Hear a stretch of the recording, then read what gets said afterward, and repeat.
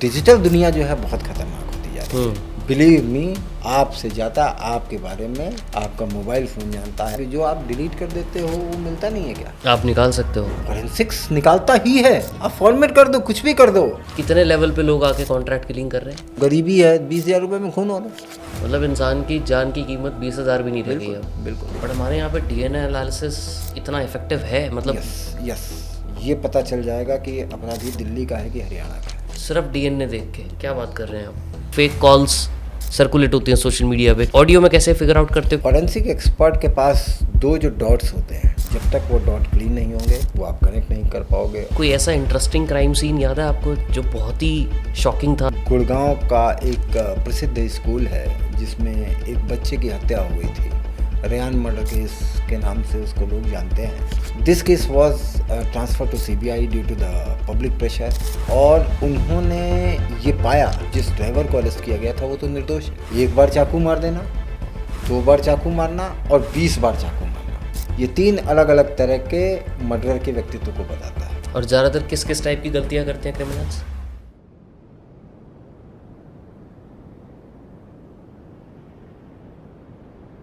सारे हमारे इंडियंस को ये जानना बहुत ज़रूरी है कि फॉरेंसिक एक्सपर्ट्स कैसे काम करते हैं। जब आप कभी भी किसी क्राइम सीन पे जाते हो, सबसे पहले एज अ फॉरेंसिक एक्सपर्ट क्या नोटिस करते हो वहाँ पे? देखिए, ये क्राइम सीन पे जाने के बाद सबसे पहला काम करना होता है कि उस क्राइम सीन पे और कोई नहीं जाएगा।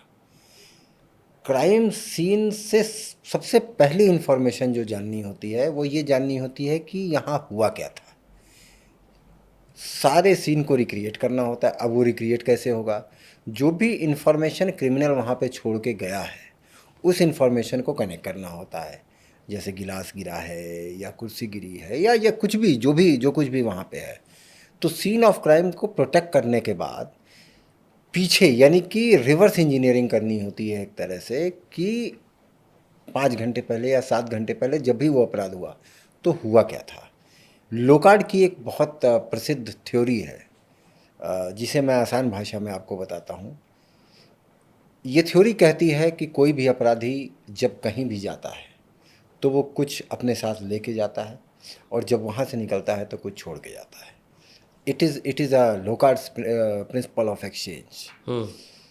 इसी थ्योरी को फॉरेंसिक एक्सपर्ट पकड़ता है कि जो यहाँ छूटा है वो अपराधी से कैसे कनेक्ट हो रहा है, और जो अपराधी के पास है वो क्राइम सीन से कैसे कनेक्ट हो रहा है।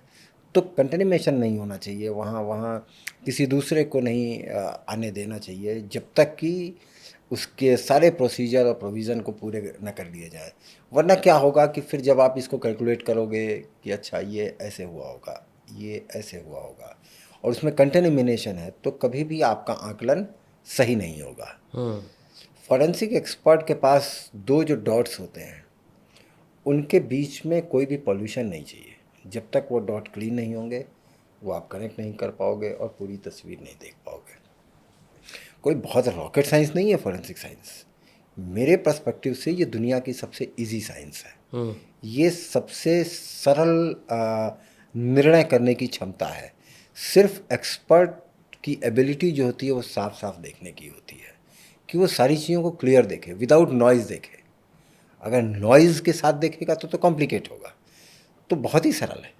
मुझे एक बात बताओ, अभी कोई ऐसा इंटरेस्टिंग क्राइम सीन याद है आपको जो बहुत ही शॉकिंग था, जहाँ आप गए, आपने देखा यार ये यहाँ पे क्या ही हुआ है, and then you reverse engineer, जैसे आपने बोला कि आप रिकंस्ट्रक्ट करते हो उसको या कनेक्ट करने की कोशिश करते हो वापस डॉट, तो उस पर कोई एग्जांपल बताओ मुझे। देखिए, अभी हमारी लेबोरेटरी में कुछ समय पहले एक केस आया था। वो केस जो था, एक महिला लेके आई थी, वो अपने पिताजी के साथ आई थी।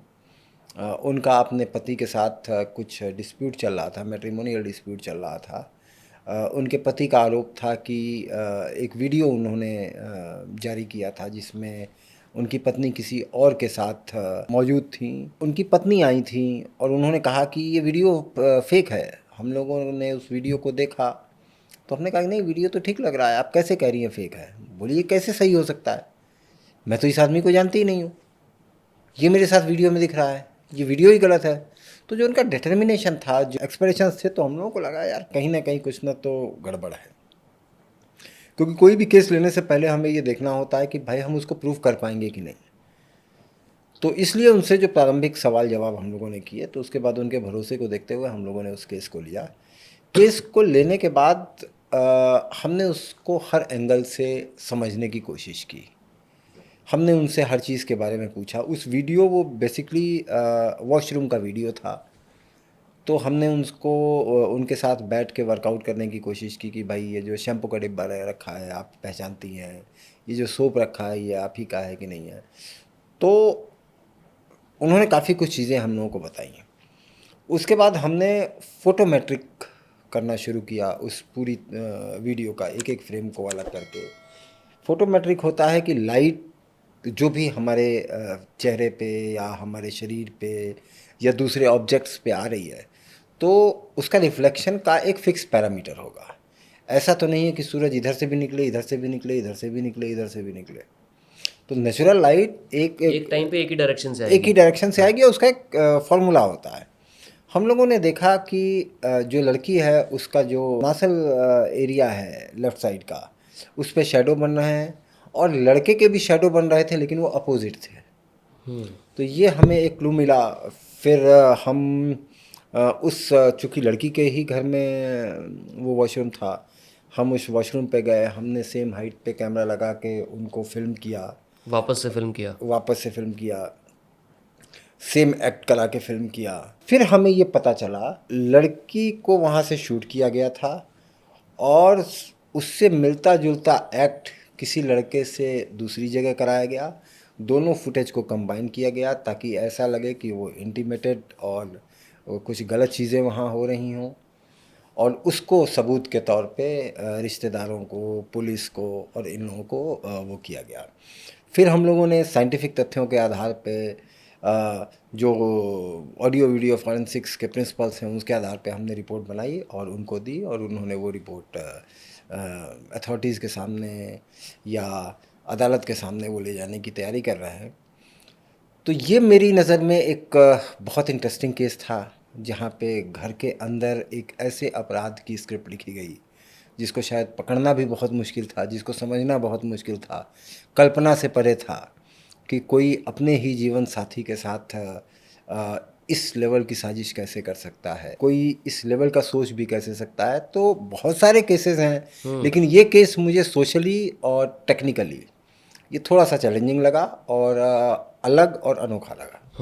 ये तो बहुत ही वियर्ड टाइप का काम है बिल्कुल। कि मतलब आप एक वीडियो कुछ और ले रहे हो, दूसरी वीडियो कुछ और, and then you are combining it together to create a new video. And see कैसे मतलब उसमें जो भी ऑफेंडर थे, हाँ। उनका होमवर्क बहुत स्ट्रांग था।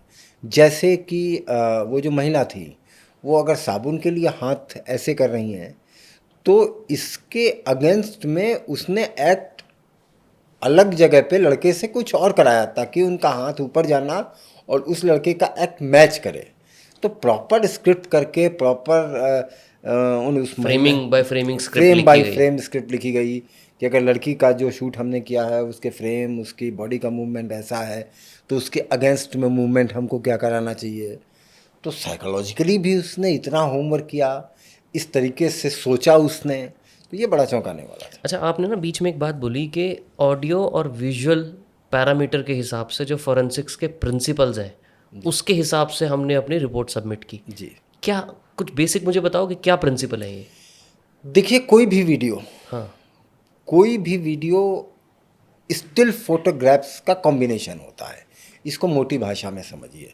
हम लोग सुनते होंगे कि 30 फ्रेम पर सेकेंड, 25 फ्रेम पर सेकेंड, यानी कि एक सेकेंड में इतने स्टिल फोटोग्राफ कंबाइन होके और एक वीडियो को मैन्युफैक्चर करते हैं। बीच में क्या होगा, फोटोशॉप के ज़रिए भी तो हम फोटो को चेंज करते हैं ना।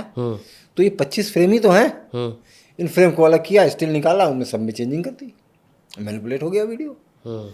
एआई के ज़माने में ये और आसान है। एआई के ज़रिए नहीं भी करना चाहे मैनुअली भी किया जाता है। दूसरा कि बीच से आपने कट करके और कोई नया फ्रेम डाल दिया, जो ऑब्जेक्ट वहाँ था भी नहीं वो ऑब्जेक्ट इंसर्ट कर दिया। नहीं। आज की डेट में आपके पास ग्रीन क्रोमा से लेके बहुत सारी ऐसी तकनीक मौजूद हैं जहां आप सुपर इम्पोज किसी भी चीज़ को आप कहीं भी कर दीजिए। हम ये देखते हैं कि जो नेचुरल कोडेक्स हैं, जो जो नेचुरल फ्लो है वीडियो का, उसमें वेरिएशन कहाँ आ रहा है। यानी कि हमारी पहली कोशिश रहती है कि नॉर्मल और एबनॉर्मल के बीच के हम फ़र्क को समझें। बाकी इन्वेस्टिगेशन हम बाद में करेंगे। ये सामान्य है या असामान्य है, इसको हम समझने की कोशिश करते हैं। दूसरा सेम प्रिंसिपल कि हम और आप यहाँ बैठे हैं, ये कैमरे रिकॉर्ड कर रहे हैं, हमारे और आपके चेहरों पे लाइट एक फिक्स पैरामीटर पे आ रही है ना। ये तो नहीं हो सकता कि मेरे चेहरे पे एक ही साथ हम बैठे हैं, मेरे चेहरे पे अलग लाइट आए, आपके चेहरे पे अलग लाइट आए। तो एक फोटोमेट्रिक होती है जिसमें हम पूरी ज्योमेट्री के थ्रू हम उसकी लाइटिंग को स्टडी करते हैं कि ये लाइट का क्या एंगल बन रहा है, कैसे बन रहा है, क्या सेम है कि नहीं। अगर हम दोनों एक दूसरे के अपोजिट साइड बैठे हैं तो लाइटिंग का जो सिनेरियो है हमारे आपके साथ एक जैसा है कि नहीं। हम जो बैकग्राउंड है वो बहुत सारी हमें इन्फॉर्मेशन देता है कि ठीक है हमारे आप पे ठीक है, लेकिन बैकग्राउंड में लाइटिंग डिफरेंट है, लाइटिंग कंडीशन डिफरेंट है। उदाहरण के तौर पे कि आपके बैकग्राउंड में सुबह का फील आ रहा है और मेरे बैकग्राउंड में शाम का फील आ रहा है। तो अ लॉट ऑफ थिंग्स और बहुत सारे प्रिंसिपल्स होते हैं जिनके आधार पे हम प्राइमा फेसी ये डिसाइड करते हैं कि इसको हमको टेक्निकल इंस्पेक्शन पे लेना चाहिए, इसको हमको फ्रेम एनालिसिस पे लेना चाहिए, इसको हमको बहुत सारे फॉरेंसिक सॉफ्टवेयर्स, फॉरेंसिक टूल्स हैं, उन पे हम लेके जाते हैं। क्या टूल्स होते हैं और ये क्या होता है उनसे? देखिए उनसे इंसानी तौर पे एक मान लीजिए 1 घंटे का वीडियो है, अब 1 सेकंड को हमें 25 भागों में तोड़ना है। 25 FPS है क्योंकि हाँ ठीक है, मान लीजिए 25 फ्रेम पर सेकंड का अगर वीडियो है तो 1 सेकंड में हमको उसको 25 उसमें तोड़ना होगा। मैनुअली ये बहुत टाइम टेकिंग प्रोसेस है। तो ये टूल्स क्या करते हैं, इस पूरे प्रोसेस को ऑटोमेट करते हैं कि ठीक है आपका जो 10 दिन का काम है वो उसने 10 मिनट में आपको तो उसमें एनामली कहाँ पे है वो डिटेक्ट कर लेता है? नहीं, वो एक्सपर्ट डिटेक्ट करेगा। अच्छा। देखिए एक चीज़ समझ लीजिए, फॉरेंसिक्स में मशीन सिर्फ एक्सपर्ट को सहूलियत देने के लिए है। इंसानी दिमाग का आज भी कोई तोड़ नहीं है, क्योंकि उसके पास लॉजिकल पावर है, उसके पास एनालिटिकल पावर है। फॉरेंसिक्स ह्यूमन बिहेवियर और ह्यूमन एक्शन को डील करता है, और ह्यूमन एक्शन और ह्यूमन बिहेवियर को आप फिक्स ग्रामर में कभी नहीं रख सकते। एआई तो उन्हीं चीज़ों को एनालाइज कर सकता है जो फिक्स हैं। हर इंसान अलग है, हर इंसान के सोचने का तरीका अलग है, अपराध करने का तरीका अलग है। अब जैसे मैंने उस महिला के बारे में आपको बताया, तो हम इस नतीजे पे इस वजह से भी पहुँचे क्योंकि जो उनके हस्बैंड थे उनका बैकग्राउंड भी कुछ ऐसा था जो टेक्निकली बहुत इस तरीके की चीज़ों को करने के लिए एबिलिटी थे। ये इन्फॉर्मेशन भी हमें हाइपोथेसिस अपनी स्ट्रॉन्ग करने में उसने हमें हेल्प की। तो ये ह्यूमन ब्रेन ही डिसीजन ले सकता है। तो ये मशीनें या जो इक्विपमेंट्स हैं वो सिर्फ एक्सपर्ट को मदद करते हैं, उससे नतीजे तो एक्सपर्ट ही निकालता है। विजुअल्स के केस में तो मेरे को समझ में आ रहा है कि फ्रेम देख देख के आप लोग डिटेक्ट करते हो कि कहाँ पे कौन से फ्रेम में कुछ चेंज हुआ है, फिर आपका एक्सपर्ट जो भी होता है फोरेंसिक वो समझता है कि ये सच में रियलिटी में कुछ प्रॉब्लम है या बस हमें ही लग रहा था या सॉफ्टवेयर को लग रहा था, जो भी है। ऑडियो के केस में क्या होता है जो आप डिटेक्ट करते हो? और ऑडियो में बहुत सारे आजकल देख रहे हैं कि फेक कॉल्स सर्कुलेट होती हैं सोशल मीडिया पे, किसी ने किसी को कुछ बोल दिया और वो रियलिटी नहीं है। ऑडियो में कैसे फिगर आउट करते हो कि क्या सच पहले तो हमको समझना होगा ये ऑडियो होती क्या है। देखिए ऑडियो क्या है, हमारा एक न्यूरोलॉजिकल फंक्शन है, साइकोलॉजिकल फ्रेमवर्क है, जहाँ से न्यूरो सिग्नल्स हमारे वोकल ग्लैंड्स को मिले, और वोकल ग्लैंड्स ने जो भी सिग्नल्स मिले उसके अकॉर्डिंगली साउंड को प्रोड्यूस किया, और वो साउंड या तो रिकॉर्ड हुआ या लोगों के कानों तक गया, वॉटेवर जो भी है। अब ये जो प्रोसेस है ये प्रोसेस बड़ा नेचुरल है, इसमें कुछ वेरिएशंस भी नेचुरल होते हैं। एआई के ज़रिए जो होता है वो तो 2 + 2 = 4, उसमें कोई नेचुरल वेरिएशन नहीं होगा, वो एक तरह से होगा, वो मैकेनिकल दिखेगा और लगेगा। जब भी आप उसको हिस्टोग्राम या उसको जब आप उसकी वेव फॉर्म को जब आप एनालाइज करने के लिए ले जाएंगे तो वो ऐसा लगेगा कि जैसे 2 + 2 4, 4 + 4 = 8, वो बड़ा फिक्स दिखेगा, एक फिक्स पैटर्न में अलाइन हो जाता है वो जी। जबकि ह्यूमन उसमें एक वेरिएशन होगा, वेरिएशन भी बड़ा नेचुरल होगा, और वोकल ग्लैंड्स का भी एक नेचर है, साउंड को प्रोड्यूस करने का भी एक मैकेनिज़्म है। तो जो एक्सपर्ट है वो इन सारी चीज़ों को समझता है। जो मैनिपुलेटर है या जो ऑडियो को ट्वीक कर रहा है, जो ऑडियो को फेक कर रहा है, उसको तो इतनी चीज़ें नहीं मालूम कि कैसे न्यूरोलॉजिकल सिग्नल वोकल ग्लैंड्स को जाएगा, क्या वेरिएशंस होते हैं, कैसे साउंड जनरेट होती है। एक्सपर्ट इसको और उस ऑडियो को मैच कराता है कि क्या ये प्रिंसिपल, ये फैक्टर्स और इसमें जो फैक्टर्स अवेलेबल हैं वो ठीक हैं कि नहीं। दूसरा कि ऑडियो में चेंजेस किए जाते हैं। चेंजेस करने के बाद देखिए, चेंज करने वाले को ये पता नहीं होता है कि ऑडियो भी एक डिजिटल इन्फॉर्मेशन है जो बाइनरी नंबर सिस्टम के साथ वो मैन्युफैक्चर हुई है। उसमें वेव फॉर्म्स हैं, उसमें उसके बहुत सारे पैरामीटर्स हैं, उसके मेटा डेटाज हैं। मेटा डेटार्स, हाँ, मेटा डेटा है। अच्छा मेटा डेटा, हाँ। तो बहुत सारे चेंजेस उसमें होंगे और वो चेंजेस पकड़ने होते बट आज की डेट में आपने बहुत सारे एआई टूल्स देखे होंगे जो ऑलमोस्ट ऑलमोस्ट 99% तक क्लोजेस्ट टू ह्यूमन लेवल पे प्रोड्यूस कर रहे हैं ऑडियोज़। मेरा 5 मिनट का अगर मैं उनको ऑडियो दूंगा तो वो मेरे ही हिसाब से, मेरा नेचुरल फ्लो, मेरा पूरा कॉन्वर्सेशन स्टाइल, सब कुछ पकड़ के मेरे ही हिसाब से ऑडियो प्रोड्यूस कर देंगे। अब एआई, गूगल की भी इनफैक्ट आपने कॉल्स सुनी होंगी। सुंदर पिचाई ने रिसेंटली एक कॉल की थी, एक अपने एआई बॉट को बोला था उन्होंने कि जाओ मेरे लिए रेस्टोरेंट बुकिंग कर दो। अब उस एआई बॉट ने यूएस में किसी रेस्टोरेंट को कॉल किया और उस रेस्टोरेंट को कॉल करने के बाद सारे नेचुरल जो ह्यूमन स्लैंग्स होते हैं, जैसे बीच में आहा, ये सब बोलना, वो सारा का सारा उसने समझा और कॉपी किया और इनफैक्ट खुद भी बोला जैसे एक ह्यूमन बोलता है। अब इतने लेवल का अगर प्रोफिशिएंसी आ रहा है एआई में, यहाँ पे फिर आप कैसे कैच करते हो? देखिए, नो डाउट एआई मुश्किलें पैदा करेगा, लेकिन ये सच है कि कुदरत का सबसे जो बेहतरीन क्रिएशन है ह्यूमन, उसको वो एज इट इज़ कभी कॉपी नहीं कर सकता। क्यों?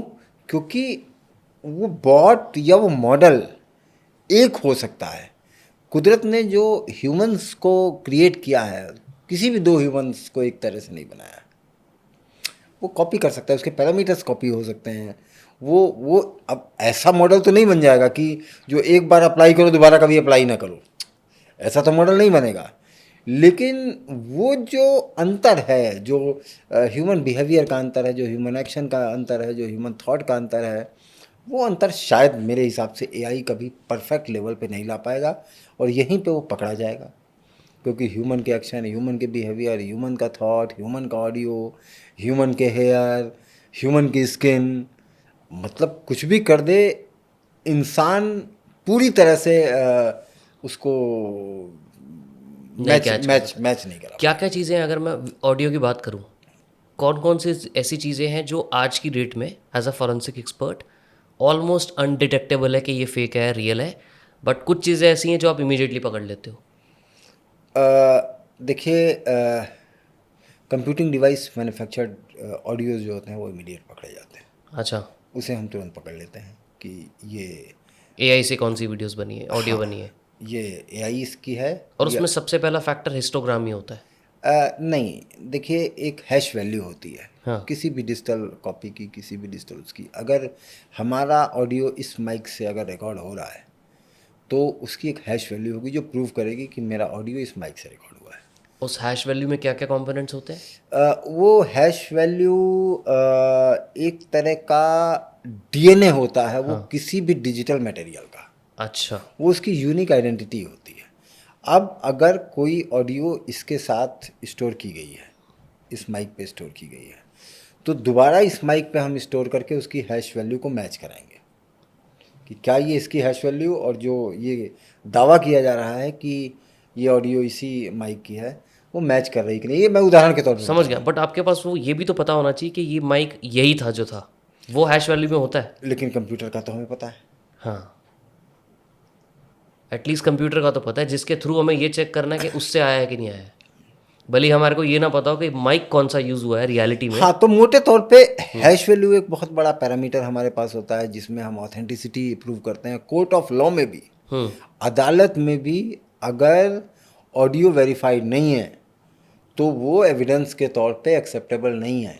अगर आप ये सोचते हो कि आपने मोबाइल से कोई ऑडियो रिकॉर्ड की, उसके बाद पेन ड्राइव पे कॉपी कर ली और अदालत के सामने ले जाएंगे, वो लीगल एविडेंस नहीं होगा जब तक कि जिस फ़ोन में ओरिजिनल इक्विपमेंट में, अगर इस फ़ोन में उस ऑडियो को रिकॉर्ड किया गया हो, इसी फ़ोन में वो ओरिजिनल कॉपी रहनी चाहिए, ताकि हैश वैल्यू से ये प्रूव किया जा सके कि ये ओरिजिनल कॉपी है, इसी से बनी है और इसकी हैश वैल्यू ये है। अच्छा। तो अदालतें भी इसी प्रिंसिपल पे चलती हैं, तो वो एक ऑथेंटिकेशन प्रोसेस है। और देखिए, जुडिशियल सिस्टम में बहुत सारी कमियां हो सकती हैं, लेकिन बहुत सारी ऐसी अच्छाइयां हैं, बहुत सारे ऐसे प्रोसेस हैं जिनमें गलत तरीके से किसी को फंसाना उतना आसान नहीं है। भले ही सही क्रिमिनल कैच ना हो, बट गलत तो नहीं होगा एटलीस्ट। गलत का मुश्किल है। देखिए, लॉ का की जो मूल भावना है, जो कि पेनल कोड और जो कि आपकी न्याय संहिता और साक्ष्य अधिनियम है, उनका प्रिंसिपल है कि 100 अपराधी छूट जाएं, लेकिन एक निर्दोष को सज़ा नहीं मिलनी चाहिए। ये उसकी फिलॉसफी है उस लॉ की, हमारे जुडिशियल सिस्टम की। तो ठीक है, वो छूट सकते हैं, लेकिन एक निर्दोष को सज़ा नहीं मिलनी चाहिए, और वो होता भी है। सजा दिलाना किसी निर्दोष को आज की तारीख में बहुत मुश्किल है। आप मुझे ये बताइए कि कोई ऐसा केस जिस पे आपने काम किया हो जहाँ पे क्राइम सीन, एक तो आपने मुझे बताया ये तो डिजिटल था, कोई ऐसा केस जो ऑफलाइन हुआ हो जहाँ पे आप क्राइम सीन पे गए हो और वहाँ से आपने री इवेल्युएट किया और कनेक्ट द डॉट करने की कोशिश की एज अ फॉरेंसिक एक्सपर्ट? देखिए, 2 मामले जो मुझे बहुत याद आते हैं। एक मामले को मैं एज अ फॉरेंसिक जर्नलिस्ट मैंने देखा था, और दूसरे मामले को मैंने अपनी लेबोरेटरी में, वो भी केस मेरे पास आया था, उसको हैंडल किया। पहला मामला था गुड़गांव का एक प्रसिद्ध स्कूल है जिसमें एक बच्चे की हत्या हो गई थी। रेयान मर्डर केस के नाम से उसको लोग जानते हैं। उस बच्चे के मर्डर के आरोप में एक बस ड्राइवर को अरेस्ट किया गया था, और ये कहा गया था कि इस बस ड्राइवर ने ही इस बच्चे का मर्डर किया है। और बस ड्राइवर ने बाद में कैमरों के सामने आके और ये कबूल भी लिया कि हाँ भाई, मैंने ही मारा। This case was transfer to CBI due to the public pressure. ये केस सीबीआई को गया। सीबीआई के जो इन्वेस्टिगेटर्स थे, सीएफएसएल के जो फॉरेंसिक एक्सपर्ट्स थे, उन्होंने इस केस को इन्वेस्टिगेट किया, और उन्होंने ये पाया कि जिस ड्राइवर को अरेस्ट किया गया था वो तो निर्दोष है, उसने खून किया ही नहीं था। और उन्होंने ये चीज़ कैसे निकाली? उन्होंने ये चीज़ निकाली कि जो बाथरूम में ब्लड सैंपल्स पड़े थे, जो ब्लड निकला हुआ था, बच्चे को स्लिट किया गया था गले से। कहा गया कि किसी ने पकड़ के पीछे से वो किया। जो ड्राइवर था उसको बताया गया कि उसकी शर्ट पे खून लगा था, इसलिए हमने पकड़ा। फॉरेंसिक एक्सपर्ट्स ने प्रूव किया कि अगर पीछे से कोई पकड़ के और किसी के गले को वो करेगा तो ब्लड का फ्लो आगे जाएगा, शर्ट पे फ्लो नहीं लग सकता है, क्योंकि शर्ट और उस बच्चे की पीठ और उस किलर का शर्ट दोनों अटैच्ड है, तो वहाँ खून नहीं लग सकता है। सच ये था कि उस बच्चे को जब उसने पड़ा हुआ देखा, उसको उठा के और अस्पताल ले जाने के लिए उसने उठाया, इसलिए उसके पास यहाँ सामने से हुआ। दूसरा, सीसीटीवी फुटेज का ऑडिट किया गया कि एक स्टेप में एक बच्चा कितना टाइम लेता है, कितनी डिस्टेंस तय करता है, सीसीटीवी में कौन सा बच्चा कितने बजे कहाँ निकल रहा है, कौन किधर से एंट्री ले रहा है, कौन कहाँ जा रहा है। उसमें इन्होंने देखा कि पुलिस ने तो ये देखा कि बच्चे के बाद कौन गया बाथरूम में, ये नहीं देखा कि बच्चे से पहले कौन गया। एक उसी स्कूल का सीनियर क्लास का बच्चा काफ़ी पहले से उस बाथरूम में था, और वो निकला हुआ नहीं कहीं से भी किसी भी कैमरे में वो निकलता हुआ दिखाई नहीं दिया, और उसी ने उसको मारा था। तो ये इन्वेस्टिगेशन भी और ये कहानी भी बहुत दिल को छूने वाली है कि किन परिस्थितियों में उस ड्राइवर को कबूलवाया गया। उसने कैमरों के सामने मीडिया के आके कह दिया कि मैंने ही खून किया, जबकि स्प्लिटर ब्लड स्प्लिटिंग एनालिसिस और बाकी सबूत बता रहे हैं कि उस बच्चे ने मारा। बच्चे को बाद में सीबीआई ने अरेस्ट किया, उस पर चार्जेस फ्रेम किए। अभी ये मामला अदालत में चल रहा है, बच्चे पे हत्या के आरोप का गुनाह उसका ट्रायल किया जा रहा है। तो देखिए, खून दीवारों पे है, तो वो कहाँ से निकल के किस रास्ते से कैसे गया है, ये भी अपने आप में एक कहानी बताता है। ब्लड कहाँ किसके शरीर पे लगा हुआ है, ये भी अपनी एक कहानी बताता है। ब्लड ज़मीन पे कैसे गिरा है, ये भी एक कहानी बताता है। किस हाइट के आदमी ने मारा होगा, चाकू कैसे अंदर गया होगा। तो बहुत सारा इंफॉर्मेशन, ब्लड का गिरना, ब्लड के छींटे, बहुत सारा इंफॉर्मेशन बताते हैं। बट ये लोग क्यों प्रेशराइज कर रहे थे कि उसने मारा है, ऐसा क्या रीज़न था? देखिए, इजी होता है पुलिस के लिए, कौन इतनी जांच करे। ये मैं सामान्य लॉजिक के हिसाब से कह रहा हूँ। तो अदालत में ये तय हो चुका है कि वो उस ड्राइवर को रिहा कर दिया गया और एक दूसरे बच्चे पे ट्रायल हो रहा है, तो उस ड्राइवर को तो निर्दोष एजेंसी ने माना। अब किन परिस्थितियों में उस ड्राइवर ने आके कैमरों के सामने कहा पुलिस के बीच में, पुलिस ने जब गिरफ्तार किया कि हाँ मैंने ही मारा था। इस पर ना मैं एक चीज़ और पढ़ रहा था जिसको हम बोलते हैं कन्फर्मेशन बायस।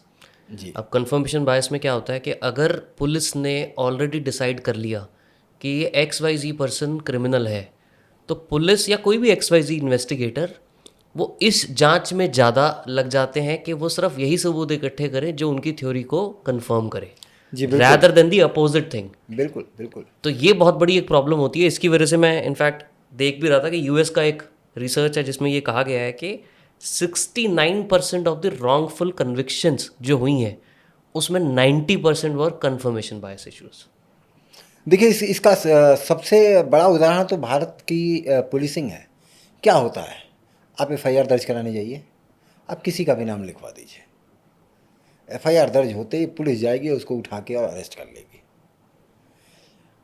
उसके बाद वो जांच क्या करती है, इसको चूंकि अरेस्ट तो उसी ने किया है, अब वो जांच ये करती है कि वो सारे सबूत लाती है जो उसको दोषी ठहराएं, और वो सारे सबूतों को खारिज करती है या दरकिनार करती है जो उसको निर्दोष बता रहे हो। It is the best example of the confirmation confirmation bias. Bias, correct. तो यही होता है। जबकि इन्वेस्टिगेशन का प्रोटोकॉल ये होना चाहिए कि आप गिरफ्तार किसी को तब करो जब सारे सबूत आपके पास हों। आप गिरफ्तार कब करते हो, जब आपके पास कुछ नहीं होता और सबूत ढूंढते हो गिरफ्तार करने के बाद। ठीक है, हीनियस केस में जहाँ क्रिमिनल के भागने की संभावना है या कुछ भी, आप वो कर सकते हो। लेकिन ये एक पुलिस का टर्न बन चुका है कि एफआईआर में नाम हो और तुरंत आप गिरफ्तार करो और अरेस्ट करके उसको जेल भेज दो। आप दूसरा केस बता रहे थे कि 2 केस मैं आपको बताऊंगा, एक तो स्कूल वाला और एक दूसरा क्या था? हाँ, देखिए, फिजिकल एविडेंस का दूसरा एक केस था, एक विल का, एक वसीयत का मामला हमारी लेबोरेटरी में आया था। उसमें 2 पार्टियां थीं, जिसमें एक पार्टी का कहना था कि ये विल फर्जी है, दूसरी पार्टी का कहना था ये विल सही है। तो एक पक्ष इस विल को लेके इसके फॉरेंसिक एग्जामिनेशन के लिए और लीगल रिपोर्ट लेने के लिए हमारी लेबोरेटरी में उसने हमसे संपर्क किया। उस विल को हम लोगों ने QD, question document forensic tool और तकनीक, एक ये पूरा विज्ञान है, इसके ज़रिए समझना शुरू किया। थोड़ा सा बता सकते हो इसके बारे में? देखिए, क्वेश्चन डॉक्यूमेंट मैकेनिज़्म क्या होता है, या ये डोमेन ये होता है ये कि किसी भी तरह के लिखे हुए को एग्जामिन करता है। जैसे मान लीजिए कि हमने 1980 में कोई साइन किए और आज 2025 में हमने एक साइन किए।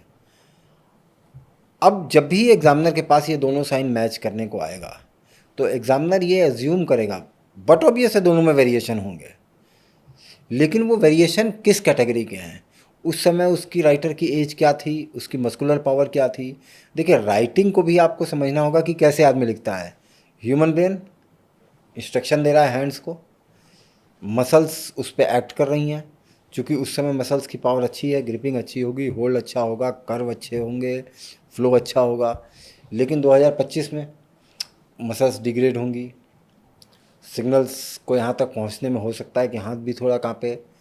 तो ये वेरिएशन एज के हिसाब से है या पूरी तरह से बाहर है, ये तो हाथ के मामलों में हो गया।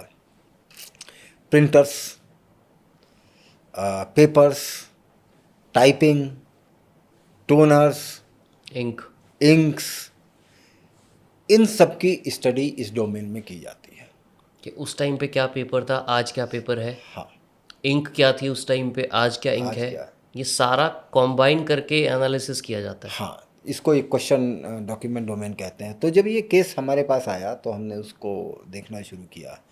फॉन्ट सेम था, पेपर भी देखने में सेम लग रहा था, टाइपिंग भी सेम थी, प्राइमा फेसी कुछ भी अनयूजुअल नहीं था। तो पहला हमने इंक एनालिसिस की कि टोनर जो अपना इंक को रिलीज़ करता है, टोनर मतलब प्रिंटर की इंक, प्रिंटर की इंक जब रिलीज़ होती है तो वो पेपर के सरफेस पे लैंड होती है। सरफेस पे लैंड होते ही सरफेस के जो फाइबर्स होते हैं वो उसको एब्जॉर्व करते हैं। अब एब्जॉर्व करने के बाद वो जितने ज़्यादा दिन तक उस सरफेस पे रहेगा उसका डिग्रेडेशन होता है तो केमिकल ही ना, सन का इफेक्ट है, मॉइस्चर का इफेक्ट है। अब कोई एक डॉक्यूमेंट एक समय में लिखा गया है या बनाया गया है तो डिग्रेड सबका एक साथ एक बराबर होगा। अगर कोई उसमें एक पेज पहले का लगा है या बाद का लगा है तो वो वेरिएशन आएंगे। सेम ऐसा ही हुआ कि उनके एक पेज में बाकी सारे पेज सेम थे, एक पेज में इंक डिग्रेड नहीं हुई थी, उतनी डिग्रेड नहीं हुई थी जितनी बाकी पेजेस पे हुई थी। इंक सेम थी लेकिन। इंक सेम थी, टोनर सेम था लगभग, लेकिन डिग्रेड नहीं हुआ। फिर हम लोगों ने पेपर के फाइबर को समझना शुरू किया। जो पूरा 20 पेज की बिल थी उसमें सारे पेजों के फाइबर एक पैटर्न के थे, यानी कि वो कागज़ किसी एक लॉट का था। सिर्फ एक पेज जिसमें नाम और शेयर होल्डिंग का जिक्र था उसके फाइबर अलग थे। इसके अलावा भी बहुत सारे टेक्निकल हमें एविडेंस मिले जिसको हमने डॉक्यूमेंट किया और उसके बाद हम लोगों ने अपनी रिपोर्ट दी कि भाई ये बिल फर्जी है। तो उन्होंने कोर्ट ऑफ लॉ में इसको प्रोड्यूस किया, कोर्ट ऑफ लॉ ने इसको एक्सेप्ट किया और उस बिल को उन्होंने डिनाई किया कि नहीं है। तो देखिए देश में आज सिविल मामले 20-20 साल 25-25 साल चलते हैं। कई बार ज़मीनों के विवाद, टाइटल के विवाद जो हैं वो 2-2 पीढ़ियाँ 3-3 पीढ़ियों बाद तय होते हैं। तो फॉरेंसिक्स की को अगर पूरी तरह से डिप्लॉय किया जाए, यहाँ पे जो नंबर्स एक्सपर्ट्स के होने चाहिए वो उतने हो जाएं, पुलिस को इनका सपोर्ट मिलने लगे, तो मुझे नहीं लगता है कि तस्वीर बदलने में बहुत समय लगेगा। मैं इसी पे एक स्टैट पढ़ रहा था। जो डेवलप्ड कंट्रीज़ हैं वहाँ पे per million of population we have 200 to 300 forensic experts and labs. Where as अगर हम इंडिया की बात करें तो यहाँ पे पर मिलियन में सिर्फ 2 या 2.5 हैं, which is almost 100 times less than developed countries. So देखा जाए तो बहुत बड़ा गैप है, जिसकी वजह से इम्पैक्ट क्या आता है कि ये जो केसेस हैं जो पेंडिंग है। बिल्कुल बिल्कुल। तो ये नंबर्स बढ़ाने होंगे, यूनिवर्सिटीज़ को सामने आना होगा, एक क्वालिटी एजुकेशन डेवलप करनी होगी, क्योंकि इसमें रिस्क भी है। आपका एक एक ऐसा एक्सपर्ट जो सही से आपने उसको ट्रेन नहीं किया, आपने सही से उसको एजुकेशन नहीं दी, तो फिर तो वो किसी निर्दोष आदमी के खिलाफ भी रिपोर्ट दे सकता है। बट आपको लगता नहीं कि ये टू मच पावर है किसी के हाथ में? देखिए टू मच पावर तो नहीं है, क्योंकि सिर्फ फॉरेंसिक रिपोर्ट के आधार पे तो अदालतें फैसला नहीं करती हैं। बहुत सारे और फैक्टर हैं। अगर किसी ने किसी का खून किया तो चाकू पे फिंगरप्रिंट के निशान मिलने मात्र से ही उसको फांसी नहीं हो जाएगी, उसकी वहाँ प्रेजेंस होनी चाहिए, उसको देखने वाले 1-2 लोग आई विटनेसेस होने चाहिए, तो सर्कमटेंशियल एविडेंस भी तो होने चाहिए जो उस थ्योरी को प्रूव करें। जो उस थ्योरी को प्रूव करें। बट ऐसा भी बहुत लोग करते होंगे केसेस में कि लोग ये सारे evidence as a amazing criminal पूरा का पूरा सर्कमस्टेंशियल एविडेंस भी क्रिएट करते होंगे। अपराधी चाहे जितना शातिर हो गलती जरूर करता है। कोई ऐसी गलती जो किसी ने की हो जो आपने फॉरेंसिक में पकड़ी हो, अदर देन ये जो केसेस ऑलरेडी बताए हैं? ऐसा कोई अपराध नहीं है हाँ। जिसमें गलती ना हुई हो। अगर गलती नहीं होगी तो पकड़ा ही नहीं जाएगा। दुनिया के कोई भी क्राइम इतना परफेक्टली नहीं हुआ दुनिया का जिसमें क्रिमिनल ने गलती ना की हो। देखिए आप कुछ भी प्लान करोगे, कितना भी प्लान करोगे, एन नंबर्स ऑफ फैक्टर्स उसमें इन्वॉल्व हैं, सबको आप कैसे आप स्ट्रीमलाइन कर सकते हो? कुछ तो आप छोड़ोगे। तो मैं तो यहाँ तक मानता हूँ या मैं समझता हूँ कि दुनिया में ऐसा कोई अपराधी नहीं होगा जो गलती ना करे। गलती तो वो करेगा। और ज़्यादातर किस किस टाइप की गलतियाँ करते हैं क्रिमिनल्स? लोकार्ड की एक्सचेंज थ्योरी, हम्म। वो अपने साथ कुछ लाएगा, छोड़ के जाएगा। कुछ नहीं लाया, अपने शू की मिट्टी छोड़ के जाएगा। शू की मिट्टी तक से आप लोग पकड़ सकते हो बिल्कुल। क्रिमिनल? मान लीजिए कि मैं कहीं कीचड़ वाली जगह से आया हूँ, हाँ। या मैं किसी ऐसी जगह से आया हूँ जहाँ किसी मिट्टी का प्रकार दूसरा है, और यहाँ मेरे फुटप्रिंट से रिलीज जो हुआ है वो एक खास तरह की मिट्टी है जो उस इलाके को बिलोंग नहीं करती है। तो ये तो इन्फॉर्मेशन मुझे मिल गई ना कि क्रिमिनल उस इलाके का है। या गीली मिट्टी उसके शूज़ से निकली, किसी ऐसी जगह या ऐसे रास्ते से आया है जहाँ पे गीली मिट्टी है। बट ऐसा भी तो हो सकता है कि उस टाइम पे गीली थी मिट्टी, अब नहीं है, बारिश हुई थी। तो उस टाइम पे गिली थी तो वो टाइम, ना वो टाइम डिटेक्ट करना मुश्किल है, ना उस बारिश को डिटेक्ट करना मुश्किल है, ना उस रास्ते को कि डिटेक्ट किस करना एरिया में इस टाइम पे बारिश हो रही थी बिल्कुल और कहाँ हो रही थी, कितनी दूरी से हो रही थी। बिल्कुल। तो ऐसा मुश्किल नहीं है। एक जगह तो एक टमाटर ने बहुत अच्छा क्लू दिया था। क्या था वो? हालांकि वो केस हमारे पास पूरा केस नहीं था, वो लैब में सिर्फ प्रेशर एनालिसिस के लिए टमाटर आया था। तो क्या था कि किचन के बाहर एक टमाटर गिरा हुआ था। एक व्यक्ति ने किसी की हत्या की और वहाँ से कूदा, तो टमाटर वो वेस्ट नहीं होता है कि भाई ये काम का नहीं, चलो बाहर फेंक दिया। हाँ हाँ हाँ। उसका शू प्रिंट उस टमाटर पे पड़ा जब वो कूद के गया जब बाहर? वो कूद के गया। उसमें एक पार्शियल प्रिंट शू का बना था। तो उसको भी जो भी क्राइम सीन इन्वेस्टिगेटर्स थे उन्होंने फोटोग्राफ किया, उन्होंने उसको स्केल किया। उस शू प्रिंट और सोल के उससे एक पूरे सोल को रिकंस्ट्रक्ट किया? रिकंस्ट्रक्ट किया गया। कितने नंबर का जूता वो हो सकता है पॉसिबल, ये जो प्रिंट है ये किस ब्रांड का प्रिंट हो सकता है, नाइक का हो सकता है, एडिडास का हो सकता है, किसका हो सकता है। वो सारे प्रिंट्स के डिज़ाइन क्या क्या अभी इधर बने हैं, कैसे हैं, ये देखा गया। तो वो एक टमाटर। तो मैं आपके सवाल का जवाब दे रहा हूँ कि भाई आप कुछ नहीं गलती करोगे तो एक टमाटर पे ही कूद जाओगे। वहाँ भी आपके पास इंफॉर्मेशन है। तो see, this science is very beautiful and this science is made for the victims, made for to protect the society, to improve the justice, to increase the fear of justice. भाई जब अपराधी को पता होगा कि हम कुछ भी करेंगे हम पकड़े जाएंगे, शायद अपराध भी कम हो। ऑफ कोर्स होगा ही। अगर मुझे किसी को भी एक्सवाइजी को पता है कि यार एक ये लोग तो टमाटर तक से पकड़ लेते हैं, तो नेचुरल सी बात है कि वो 10 जगह ऐसे सोच के जाएगा कि मुझे नहीं करना। दूसरा कि मोबाइल फ़ोन और कम्युनिकेशन के इस दौर में हमारे पास अपराध के अब तरीके बदलते जा रहे हैं और बहुत डरावनी तस्वीर है।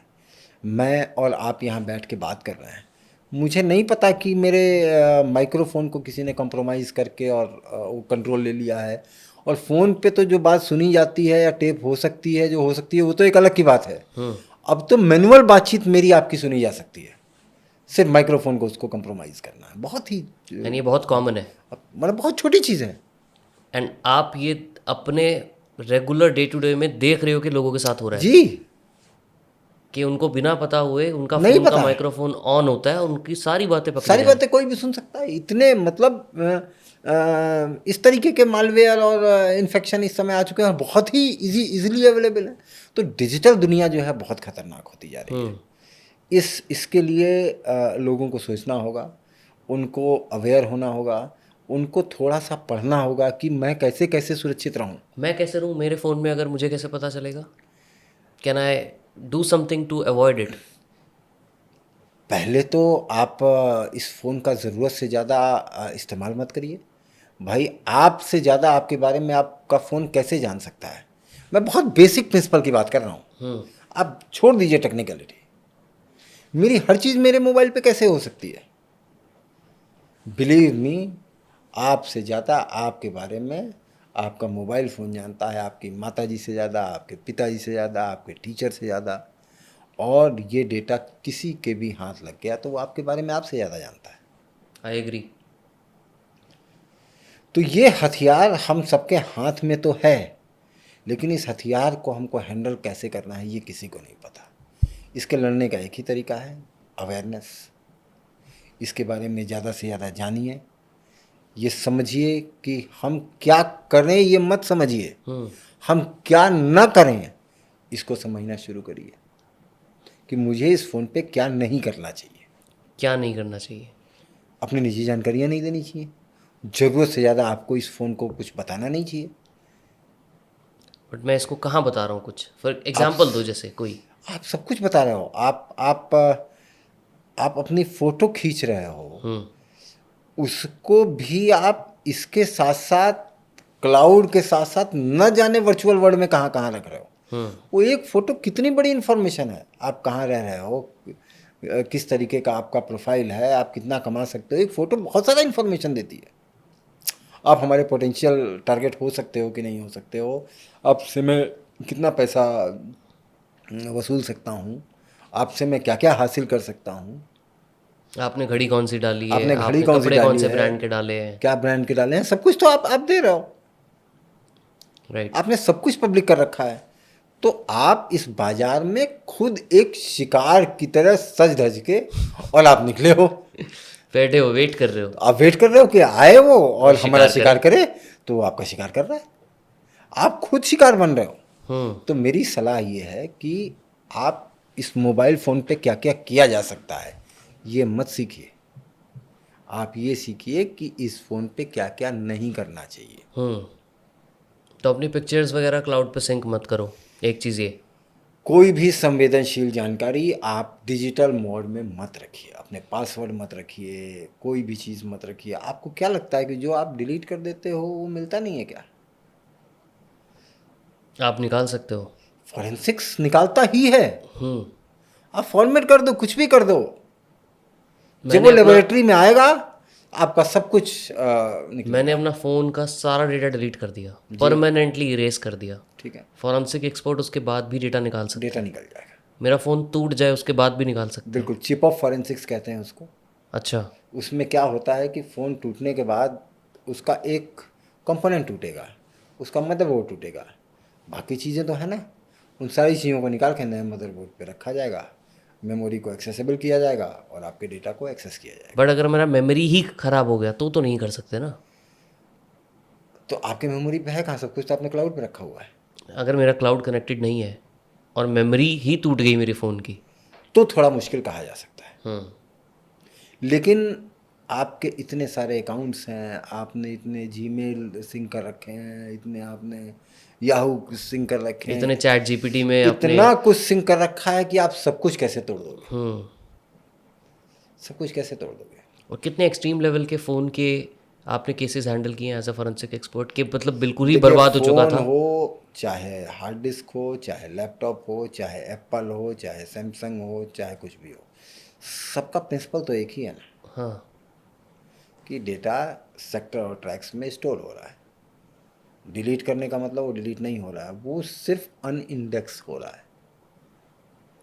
बट कैसे, मतलब मेरी अगर 100 GB की मेमोरी है, ठीक है, इस टाइम पे मेरा फ़ोन मुझे दिखा रहा है कि आपके पास 80 GB का स्पेस खाली है, 20 GB यूज्ड है आपके फ़ोन में, और मैंने वो डिलीट कर दिया, मेरे पास 100 GB का स्पेस आ गया। ठीक है, अब 100। ये 20 GB, आप मेरे हिसाब से वो 20 GB डिलीट हो गया है, बट ये 20 GB कहाँ गया?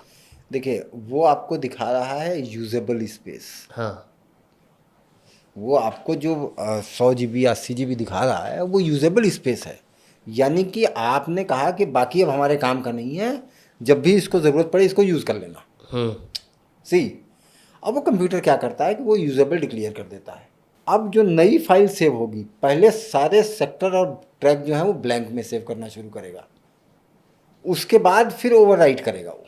यानी कि अगर आसान भाषा में मैं समझाऊं कि ये 4 जगह है हमारी हार्ड डिस्क में, हमने इसको डिलीट कर दिया, अब हमारी 3 बची। नहीं, पहले 3 थी, इसमें कुछ लिखा हुआ था, हाँ। 3 जगह थी, हमने डिलीट कर दिया इसमें से, तो ये वापस आ ये गई। वापस आ गई, अब 4 हो गई।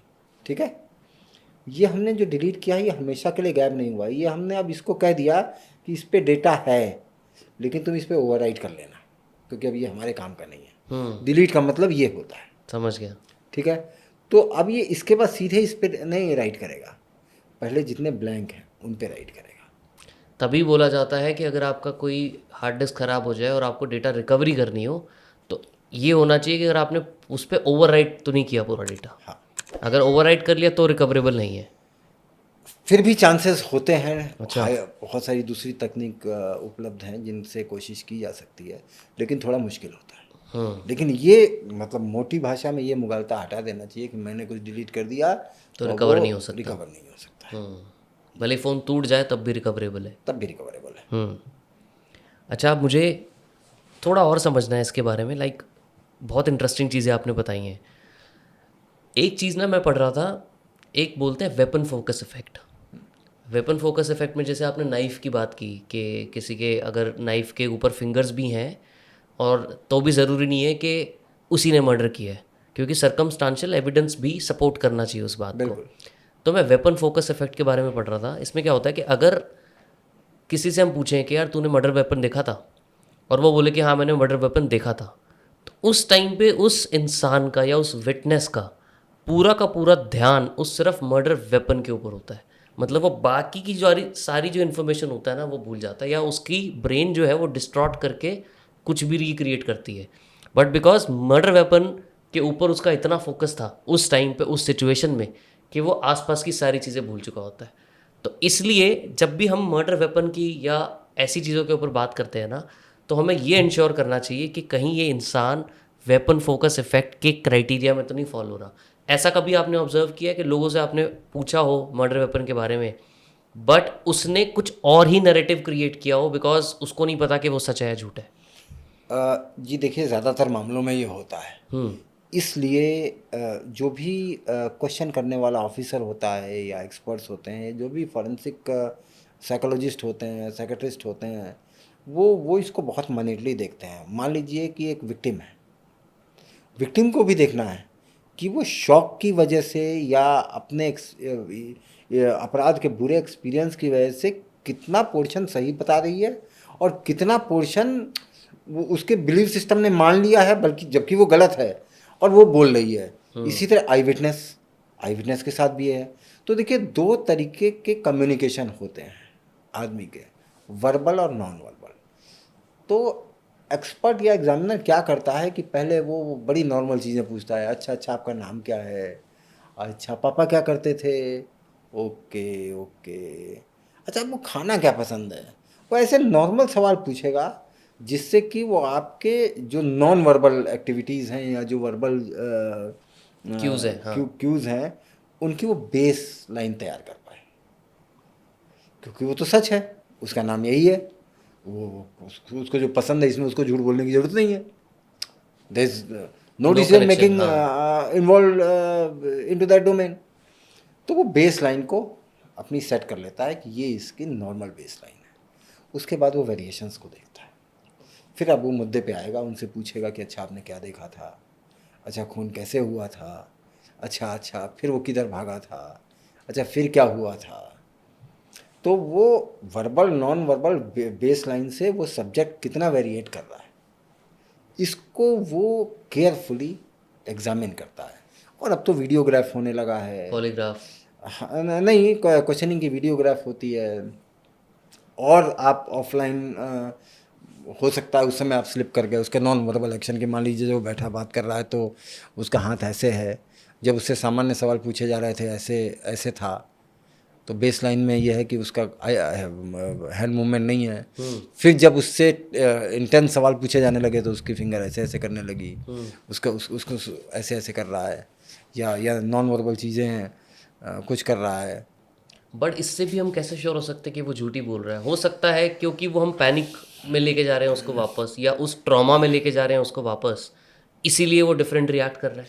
देखिए, पहले तो जैसा मैंने आपको शुरू में बताया था, पहले तो हमें सामान्य और असामान्य को अलग अलग करना है। उसके बाद हम असामान्य को इन्वेस्टिगेट करेंगे, सामान्य को इन्वेस्टिगेट नहीं कर सकते, राइट। वरना फिर आपको दोनों को इन्वेस्टिगेट करना होगा। तो ये प्रिलिमिनरी एबनॉर्मलिटीज़ हैं। अब इसके फैक्टर्स और हैं, जैसे उससे पूछा जाएगा कि तुम अच्छा कितने बजे कनॉट प्लेस से निकली थी? मान लीजिए उसने बताया 4:05। अच्छा अच्छा अच्छा, तो फिर 4:10 तक पहुंच गई होगी नोएडा? हाँ, 4:10 पे पहुंच गए थे। तो बहुत सारी तरीकों से और क्रॉस चेक करने का है। दूसरा, फैक्ट्स को क्रॉस चेक करना। तीसरा, उसकी प्रेजेंस वहाँ थी कि नहीं थी। विक्टिम ही है वो, आई अंडरस्टैंड विक्टिम है, लेकिन उसको एग्जामिन तो किया जाएगा ना, क्योंकि उसके कहने पे एक आदमी की सज़ा डिपेंड करती है। उस आई विटनेस के एक स्टेटमेंट पे एक आदमी की फांसी या उसका बरी होना डिपेंड करता है।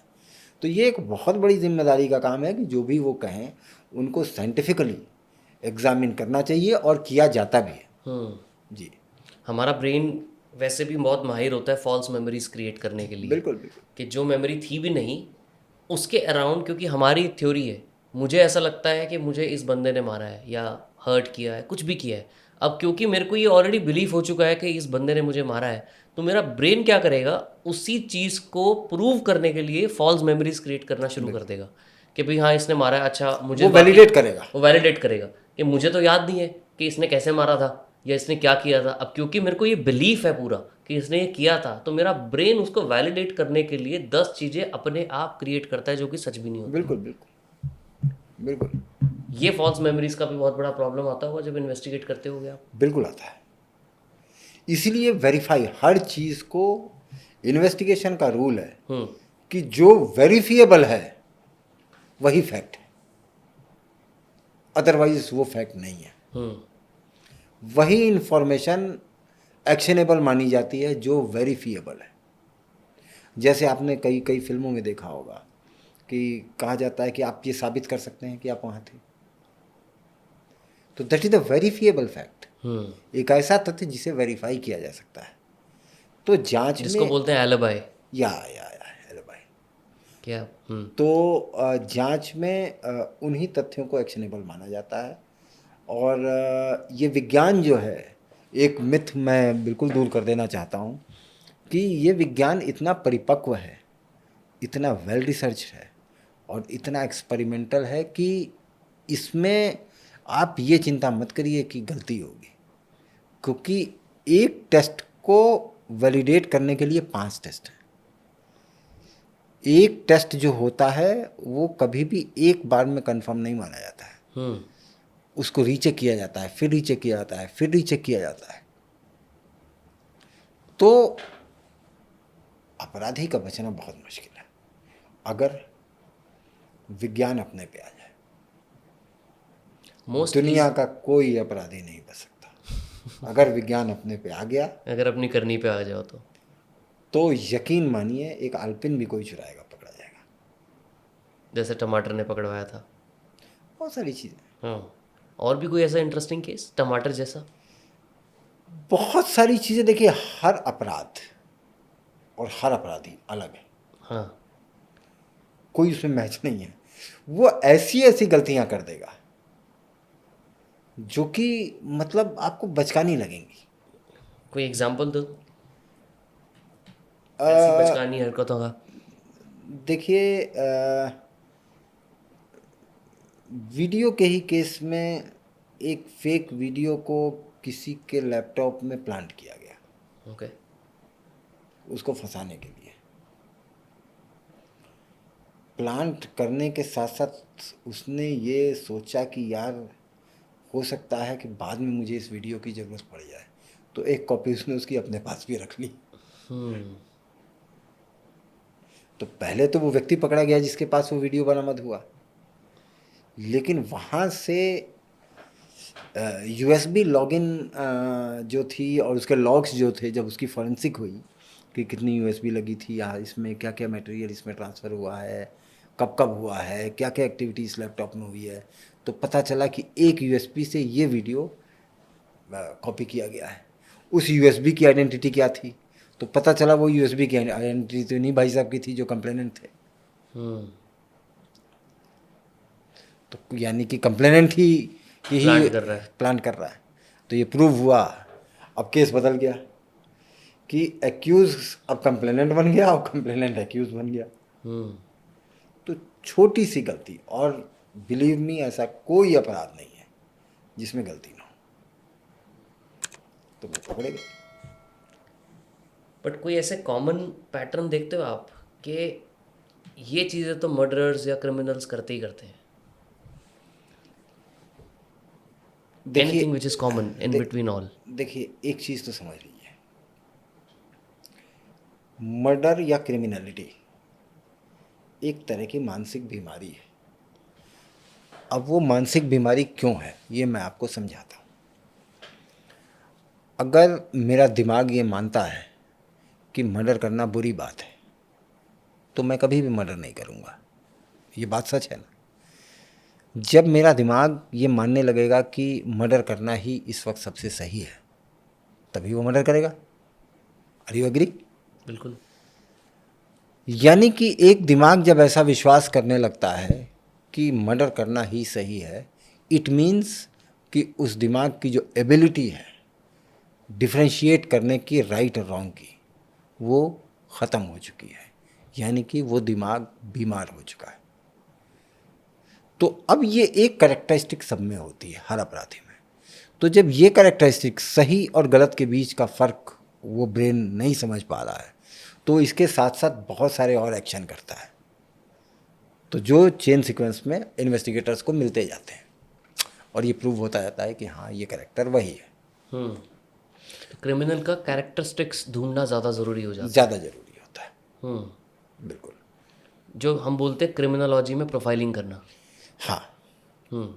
मेन क्या क्या ट्रेट्स होते हैं जो आप प्रोफाइलिंग में पकड़ते हो? अ, किसी क्रिमिनल की अगर आप प्रोफाइल बनाते हो जी। कि ये क्रिमिनल इस टाइप का होगा, कोई ऐसा केस याद है जिससे आपने क्रिमिनल की प्रोफाइल बनाई हो पूरी? देखिए लगभग हर ब्लाइंड केस में बनाई जाती है। ठीक है, कोई रिसेंट किया हो? क्या क्या होता है कि सीन ऑफ क्राइम पे दो तरह के केस होते हैं। एक तो जिसमें पता होता है कि इन 10 लोगों ने किया होगा, हाँ। तो उसमें तो प्रोफाइल की ज़रूरत नहीं है। आपके पास वो 10 लोग टेंटेटिव होते हैं, आप उसमें एक्सक्लूड करते जाते हो और लास्ट वाले आदमी को पकड़ लेते हो। जब वो ब्लाइंड ब्लाइंड केस होता है उसमें आपको प्रोफाइलिंग करनी पड़ती है। मसलन कि एक बार गोली या किसी को कोई मारे और 50 गोली मारे, मर्डर तो दोनों ही है, लेकिन 50 गोली मारने का मतलब कि वहाँ पे रेज है, वहाँ पे नफ़रत है, वहाँ पे एक तरह का बहुत गुस्सा है। तो अब ये देखा जाएगा कि एक ऐसी पर्सनालिटी जिसका इस सब्जेक्ट के साथ कुछ तो बहुत भयंकर उसकी उसकी नफ़रत की वजह रही होगी। फिर इन्वेस्टिगेटर ढूंढेगा कि इसका किससे किससे झगड़ा था, इसने क्या कभी किसी के साथ गलत किया था, क्या इतना गलत किया था। ये मैंने एक उदाहरण के तौर पर बताया। मान लीजिए सीन ऑफ क्राइम पे कोई सिग्नेचर छोड़ रहा है कोई, किस टाइप का सिग्नेचर?